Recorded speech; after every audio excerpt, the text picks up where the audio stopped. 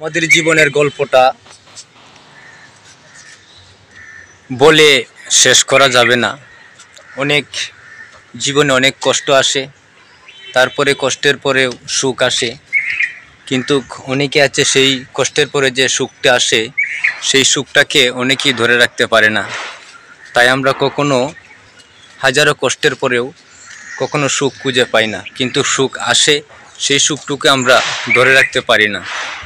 তো সবার উদ্দেশ্যে বলবো, সবার জীবনে একবার না একবার সুখ আসিবেই, সেই সুখটুকুকে আপনারা ধরে রাখবেন। আর সুখ কখনো জোর করে আনা যায় না। মহান সৃষ্টিকর্তায় যখনই ইচ্ছা হয় তখনই শত কষ্টের পরে তাকে সুখ দিয়ে দেয়। সবাই সৃষ্টিকর্তার নাম স্মরণ রাখিবেন, ভালো কিছু কাজ করিবেন।